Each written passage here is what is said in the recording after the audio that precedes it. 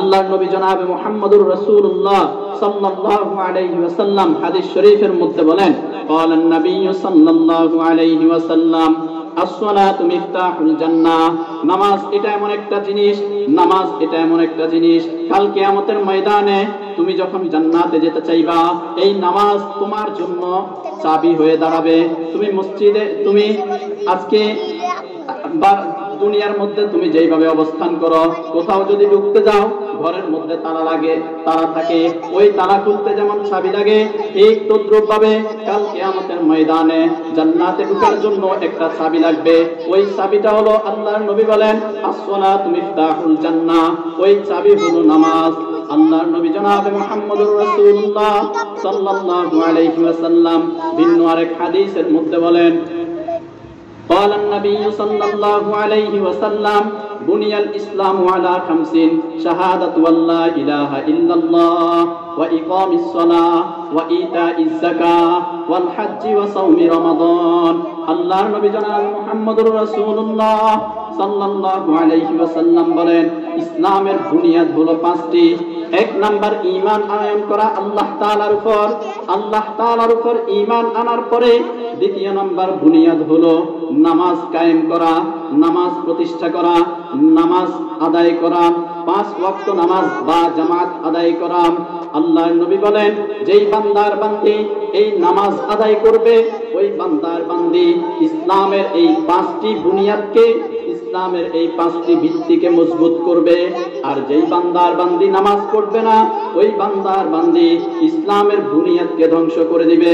ক্বালান নবী সাল্লাল্লাহু আলাইহি ওয়াসাল্লাম قال النبي صلى الله عليه وسلم الصلاة عماد الدين, নামাজ হলো দ্বীনের খুঁটি, নামাজ হলো দ্বীনের খুঁটি। মান আকামাহা ফাকাদ আকামাদ-দ্বীন, যেই বান্দার বান্দি নামাজ আদায় করবে, ওই বান্দার বান্দি দ্বীনের খুঁটিকে মজবুত করবে। আর ওয়ামান হাদামাহা ফাকাদ হাদামাদ-দ্বীন, আর যেই বান্দার বান্দি নামাজ আদায় করবে না, ওই বান্দার বান্দি দ্বীনের খুঁটিকে ধ্বংস করে দিবে। আমাদের দেশে, আমাদের দুনিয়ায় একটা ঘর নির্মাণ করতে গেলে যেমন ভাবে 2টা 4টা 5টা পিলার লাগে, খুঁটি লাগে, এরপরে ঘরটা নির্মাণ করা যায়, ঠিক তদ্রূপ ভাবে ইসলাম ধর্মকে টিকিয়ে রাখার জন্য 5টি খুঁটি আল্লাহ তাআলা নির্ধারণ করে দিয়েছেন। তার মধ্যে দ্বিতীয় নাম্বার খুঁটি হলো নামাজ। যদি নামাজটাকে আমরা সঠিক সময় আদায় করতে পারি, তাহলে আমরা দ্বীনের খুঁটিটাকে মজবুত করলাম। আর নামাজকে যদি আমরা ছেড়ে দেই, তাহলে আমরা দ্বীনের খুঁটিটাকে ধ্বংস করে দিলাম। আল্লাহর নবী জনাব মুহাম্মদুর রাসূলুল্লাহ সাল্লাল্লাহু আলাইহি ওয়াসাল্লাম একবার সাহাবায়ে কেরামদেরকে নিয়ে মিম্বরের মধ্যে বসিয়া নামাজের গুরুত্ব সম্পর্কে আলোচনা করতেছেন। ঠিক ওই মুহূর্তে আল্লাহর নবী বলেন, ও দুনিয়ার বান্দার বান্দিরা, তোমরা যদি নামাজ কায়েম করো, তোমরা যদি নামাজকে হেফাজত করো, আল্লাহ তাআলা তোমাদেরকে 3টা পুরস্কারে পুরস্কৃত করবেন। সাহাবায়ে কেরাম যেন প্রশ্ন করলেন, ইয়া রাসূলুল্লাহ, ওই 3টা পুরস্কার কি? আল্লাহর নবী বলেন, ক্বালান নবী সাল্লাল্লাহু আলাইহি ওয়াসাল্লাম মান হাফাযা আলাইহি মান হাফাযা আলাইহা, যেই বান্দার বান্দি নামাজকে হেফাজত করবে, যেই বান্দার বান্দি নামাজ আদায় করবে, কানাত লাহু নূরুন, এই নামাজ কাল কিয়ামতের ময়দানে ওই বান্দার বান্দির জন্য একটা আলো হয়ে দাঁড়াবে। সুবহানাল্লাহ। সাহাবায়ে কেরাম জিজ্ঞেস করলেন, ইয়া রাসূলুল্লাহ, দ্বিতীয় নাম্বার ফায়দা কি, দ্বিতীয় নাম্বার উপকার কি? ওই আল্লাহর নবী জবাব দিলেন, ওয়া বুরহানুহু, কাল কিয়ামতের ময়দানে এই নামাজ তার জন্য দলিল হয়ে দাঁড়াবে। যখন জাহান্নামের ফেরেশতারা বান্দাকে জাহান্নামে নিয়ে যাওয়ার জন্য চলে আসবে, ওই নামাজ তার সামনে আসিয়া বলবে, এই বান্দা দুনিয়াতে থাকা অবস্থায় আমি নামাজ পড়তো, আমাকে প্রতিষ্ঠা করেছিল, সুতরাং এই বান্দাকে আমি জাহান্নামে নিয়ে যাওয়ার জন্য দিব না। এইভাবে আমার পক্ষে দলিল হয়ে দাঁড়াবে।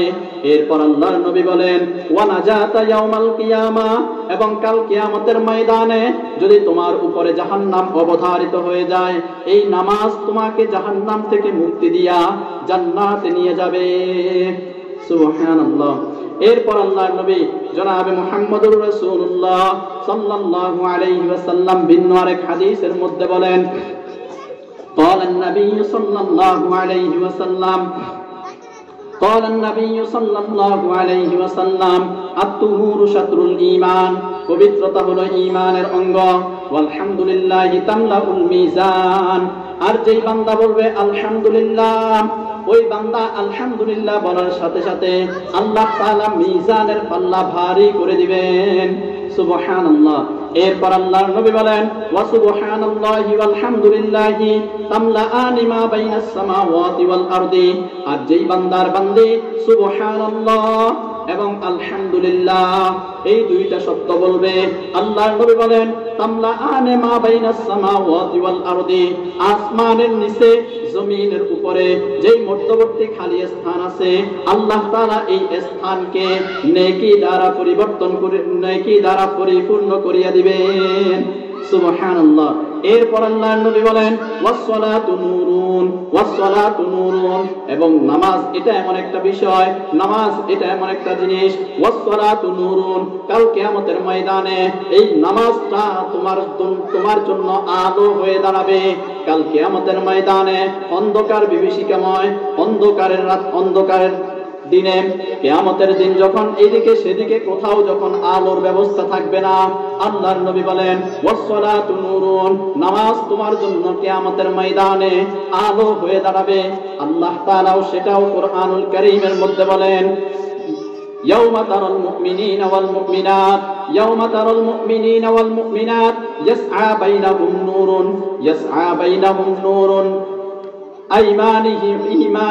আইমানিহিম। আল্লাহ তাআলা বলেন কাল কিয়ামতের ময়দানে বান্দা যদি নামাজ আদায় করে, ওই বান্দার জন্য এই নামাজটা আলো হয়ে দাঁড়াবে। বান্দার সামনের দিকে চলবে, সামনে আলো দেখতে পাবে, পিছনে তাকাবে, পিছনের দিকে আলো দেখতে পাবে, ডাইনে তাকাবে, ডানেও আলো দেখতে পাবে, বামে তাকাবে, বামেও আলো দেখতে পাবে। একটা উদাহরণ দিলে সুন্দর করে বুঝতে পারবেন। আমরা যেই আলো জ্বালাই, লাইট জ্বালাই, লাইট মধ্যখানে থাকে, চতুর্পাশে এই লাইটের চতুর্পাশে আলো থাকে। ঠিক তদ্রূপভাবে কাল কিয়ামতের ময়দানে মুমিন বান্দা থাকবে মধ্যখানে, তার ডানে বামে পেছনে সামনে সব জায়গার মধ্যে আলো থাকবে। ওই আলো দিয়া মুমিন বান্দা চলতে থাকবে। এরপর আল্লাহর নবী জনাবে মুহাম্মদুর রাসূলুল্লাহ সাল্লাল্লাহু আলাইহি ওয়াসাল্লাম ভিন্ন আরেক হাদিসের মধ্যে বলেন, আল্লাহর নবী জনাবে মুহাম্মদুর রাসূলুল্লাহ সাল্লাল্লাহু আলাইহি ওয়াসাল্লামের সামনে যখন কোনো বিপদ চলে আসতো, আল্লাহর নবী জনাবে মুহাম্মদুর রাসূলুল্লাহ সাল্লাল্লাহু আলাইহি ওয়াসাল্লাম তখন সাথে সাথে নামাজের মধ্যে দাঁড়িয়ে যেতেন। আল্লাহর নবীর সাহাবী বলেন আব্দুল্লাহ ইবনে আব্বাস রাদিয়াল্লাহু তাআলা আনহু বলেন কানা রাসূলুল্লাহ সাল্লাল্লাহু আলাইহি ওয়াসাল্লাম, আল্লাহর নবী জনাবে মুহাম্মদুর রাসূলুল্লাহ সাল্লাল্লাহু আলাইহি ওয়াসাল্লামের অভ্যাস ছিল ইযা হাযাবাহু আমরুন, যখন আল্লাহর নবীর সামনে কোনো বিপদ চলে আসতো, মুসাল্লা, আল্লাহর নবী সাথে সাথে নামাজের মধ্যে দাঁড়িয়ে যেতেন। আল্লাহ তাআলাও সেটাও কোরআনুল কারীমের মধ্যে বলেন ইয়া আইয়ুহাল্লাযীনা আমানুস্তাঈনু বিস-সাবরি ওয়াস-সালাহ, ও দুনিয়ার উম্মতেরা, ও দুনিয়ার বান্দার বান্দিরা, যদি তোমাদের মধ্যে যদি কোনো বিপদ আপদ চলে আসে, তখন তোমরা আমি আল্লাহ তাআলার নিকট সাহায্য প্রার্থনা করো। কেমনে সাহায্য প্রার্থনা করবা? ইস্তাঈনু বিস-সাবরি ওয়াস-সালাহ, তোমরা নামাজের মাধ্যমে আমি আল্লাহর কাছে সাহায্য প্রার্থনা করো, তোমরা ধৈর্যের মাধ্যমে আমি আল্লাহর কাছে সাহায্য প্রার্থনা করো। ঠিক আল্লাহর নবীরও আমল ছিল এটাই। আল্লাহর নবীও যখন সামনে কোনো বিপদ চলে আসতো, ইযা কানা হাযাবাহু আমরুন, যখন কোনো বিপদ চলে আসতো, মুসাল্লা, সাথে সাথে আল্লাহর নবী নামাজের মধ্যে দাঁড়িয়ে যেতেন। সুবহানাল্লাহ। এরপর আল্লাহ তাআলা কোরআনুল কারীমের ভিন্ন আরেক আয়াতের মধ্যে বলেন ইন্নাস সালাতা তানহা আনিল ফাহশাই ওয়াল মুনকার, নামাজ এমন একটা বিষয়, এই নামাজ তোমাকে অশ্লীলতা থেকে, খারাপ কাজ থেকে, ফাহিশাত থেকে, অহেতুক কাজ থেকে তোমাকে বিরত রাখবে। এখন আমাদের সমাজের প্রত্যেকের একই প্রশ্ন, যুবক শ্রেণী যেমন ভাবে প্রশ্ন করে, বৃদ্ধ শ্রেণীরাও প্রশ্ন করে, হুজুর নামাজ আদায় করি, আল্লাহ বললেন নামাজ আমাকে খারাপ কাজ থেকে বিরত রাখবে, কিন্তু নামাজ আদায় করার পরে দোকানে গিয়া মুখের মধ্যে একটা সিগারেট না দিলে আমার ভালো লাগে না, দোকানে গিয়া টেলিভিশনের আড্ডায় না বসলে আমার ভালো লাগে না, নামাজ পড়িয়া দোকানে গিয়া ক্যারাম বোর্ডের আড্ডায় না বসলে আমার ভালো লাগে না, গীবতের আড্ডায় না বসলে আমার ভালো লাগে না। কিন্তু আল্লাহ তাআলা বলেন ইন্নাস সালাতা তানহা আনিল ফাহশাই ওয়াল মুনকার, নামাজ তোমাকে অশ্লীলতা থেকে, বেহায়াপনা থেকে, অহেতুক কাজ থেকে, খারাপ কাজ থেকে বিরত রাখবে। তাহলে এটার জবাব কি? মুফাসসিরিনে কেরামগণ বলেন তুমি যখন নামাজ পড়ার জন্য একটা নির্দিষ্ট একটা সময় ব্যয় করবা, যখন মসজিদের মধ্যে তুমি ঢুকে যাবা, দৈনিক তুমি 5 ওয়াক্ত নামাজ যখন মসজিদে আদায় করবা, যোহরের নামাজে তুমি 10 মিনিট ব্যয় করলা, আসরের নামাজে তুমি 10 মিনিট ব্যয় করলা, মাগরিবের নামাজে তুমি 10 মিনিট ব্যয় করলা, এইভাবে তুমি যখন প্রত্যেকটা নামাজের মধ্যে যখন তুমি 10 মিনিট করে 50 মিনিট ব্যয় করবা, আনুষঙ্গিক আরো বিষয় 10 মিনিট করে ব্যয় করবা, প্রতিদিন যখন তুমি মসজিদে 1 ঘন্টা করে ব্যয় করবা, ওই 1 ঘন্টা যে তুমি মসজিদে ছিলা, এই 1 ঘন্টার মধ্যে তুমি অহেতুক কাজ থেকে বিরত ছিলা, এই 1 ঘন্টার মধ্যে তুমি গীবত থেকে বিরত ছিলা, এই 1 ঘন্টার মধ্যে তুমি অনর্থক কথাবার্তা থেকে, ফাহিশাত থেকে বিরত ছিলা। মুফাসসিরিনে কেরামগণ বলেন এইভাবে যখন তুমি 10 মিনিট 20 মিনিট করিয়া নামাজের মধ্যে সময় দিবা, এমন একদিন চলে আসবে, এমন একদিন চলে আসবে যেই দিন তুমি আর গুনাহের দিকে ধাবিত হবে না। তুমি একদিন না একদিন মসজিদ মুখী হয়ে যাবা, গীবত থেকে বিরত থাকতে পারবা, গুনাহ থেকে বিরত থাকতে পারবা, ক্যারাম বোর্ডের আড্ডা থেকে বিরত থাকতে পারবা, টেলিভিশনের আড্ডা থেকে বিরত থাকতে পারবা। আল্লাহ তাআলা কোরআনুল কারীমের আরেকটা আয়াতের মধ্যে বলেন আল্লাহ তাআলা মানুষদেরকে বানিয়েছেন, আল্লাহ তাআলা মানুষদেরকে বানিয়েছেন ইন্নাল ইনসানা খুলিকা হালুয়া, আল্লাহ তাআলা মানুষদেরকে বানিয়েছেন অস্থিরতা দিয়ে। মানুষ যখন পেরেশানির মধ্যে পড়ে, মানুষের সামনে যখন বিপদ আপদ চলে আসে, ইন্নাল ইনসানা খুলিকা হালুয়া, মানুষ তখন অস্থির হয়ে যায়। অস্থিরতা দিয়ে আল্লাহ তাআলা মানুষদেরকে বানিয়েছেন।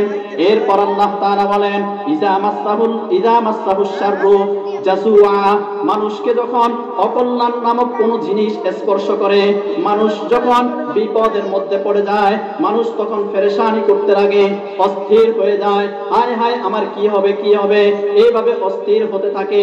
এরপর আল্লাহ তাআলা বলেন ওয়া ইযা মাসসাহুল খায়রু মানুআ, আর মানুষকে যখন কোন কল্যাণ জিনিস স্পর্শ করে নেয়, মানুষকে যখন কোন কল্যাণ জিনিস স্পর্শ করে নেয়, অর্থাৎ মানুষ যখন গরিব হয় তখন পেরেশানির মধ্যে পড়ে যায়, আর মানুষ যখন বড় লোক হয় মানুআ, মানুষটা তখন কৃপণ হয়ে যায়। আল্লাহ তাআলা বলেন আমি মানুষের মধ্যে 3টা স্বভাব দিয়েছি, একটা স্বভাব অস্থিরতার স্বভাব, আরেকটা স্বভাব পেরেশানির স্বভাব, আরেকটা স্বভাব কৃপণতার স্বভাব।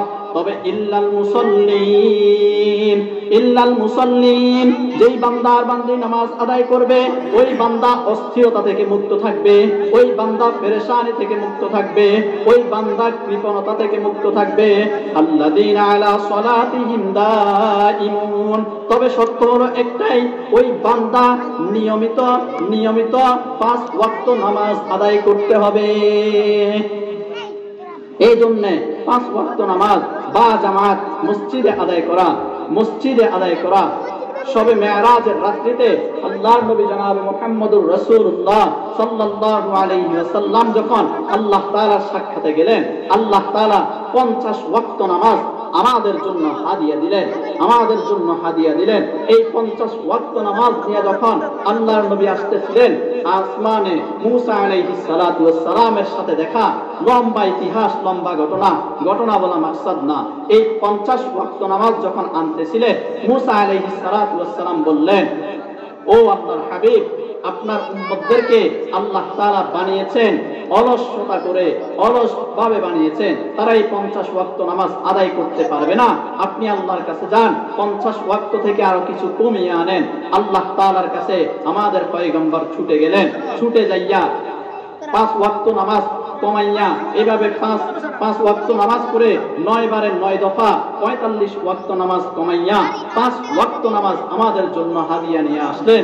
এই 5 ওয়াক্ত নামাজ আমাদের জন্য হাদিয়া এনে আল্লাহর রাসূল সাল্লাল্লাহু আলাইহি ওয়াসাল্লাম বলেন as-salatu mi'rajul mu'minin, as-salatu mi'rajul mu'minin।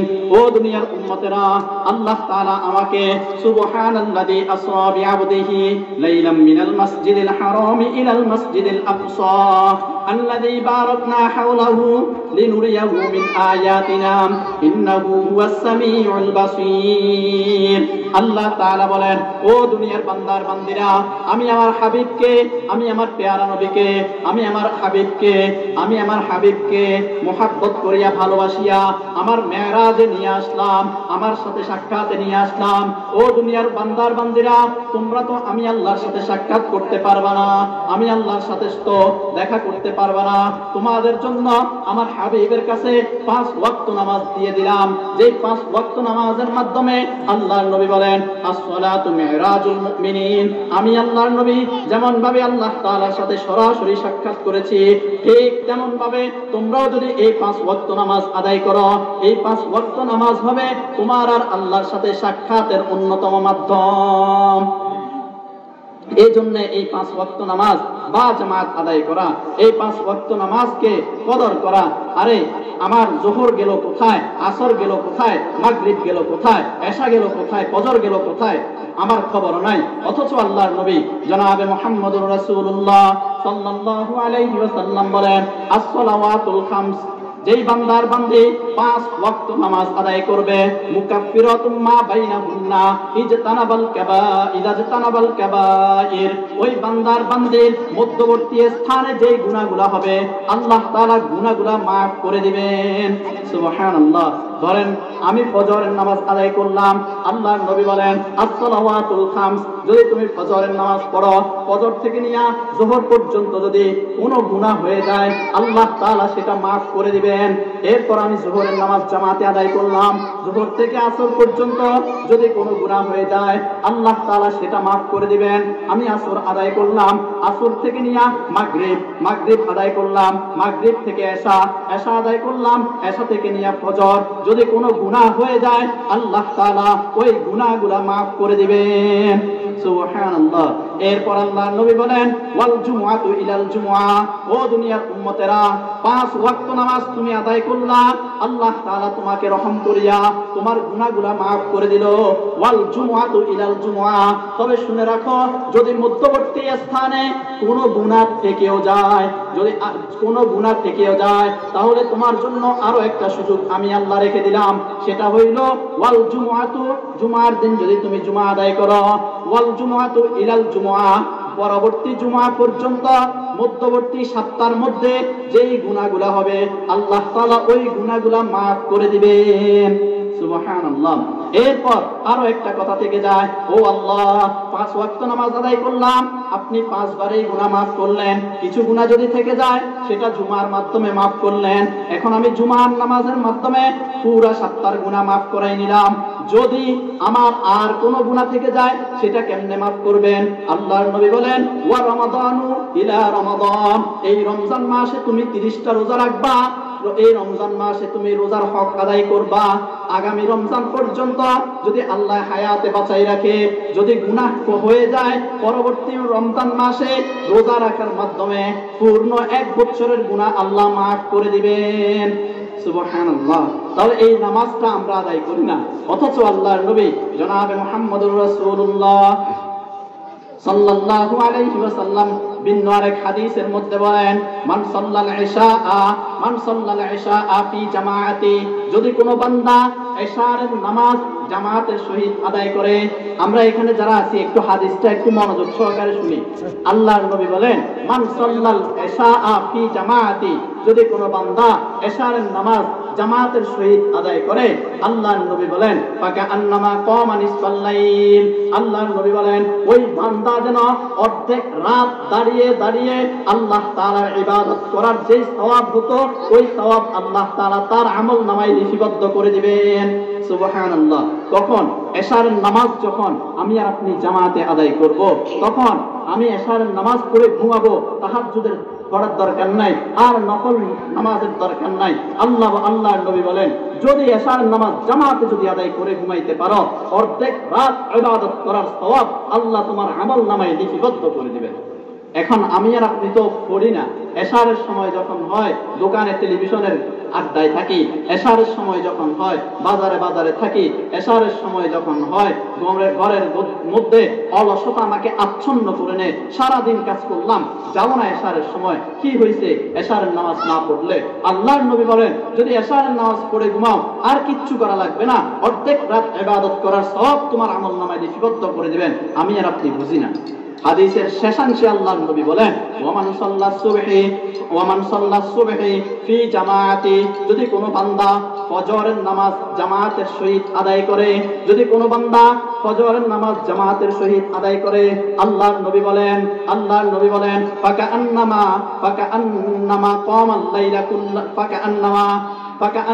লাইলা কুল্লাহ, ওই বান্দার আমলনামায় পুরো পরিপূর্ণ এক রাত ইবাদত করার সওয়াব আল্লাহ লিপিবদ্ধ করিয়া দিবেন। সুবহানাল্লাহ।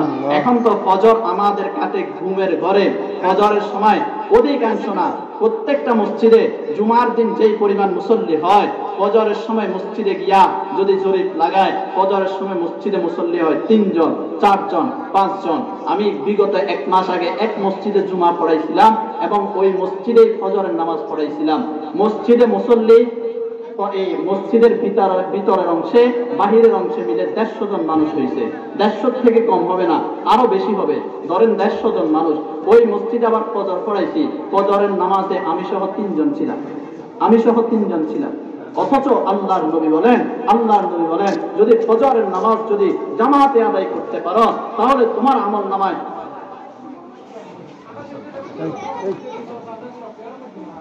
শেষ করে দিবেন। আল্লাহর নবী বলেন তোমার আমলনামায় আল্লাহ তাআলা পরিপূর্ণ একটি রাত ইবাদত করার সওয়াব লিপিবদ্ধ করে দিবেন। আল্লাহ তাআলা যেই কথাগুলো বললাম এই কথাগুলোর উপর প্রথমে আমি অধমকে, এরপর আপনাদের সবাইকে আমল করার বুঝার তৌফিক দান করুন। ওয়া আখিরু দাওয়ানা আনিল হামদুলিল্লাহি রাব্বিল আলামিন। নাসরুম মিনাল্লাহি ওয়া ফাতহুন করিম। আসসালামু আলাইকুম ওয়া রাহমাতুল্লাহ।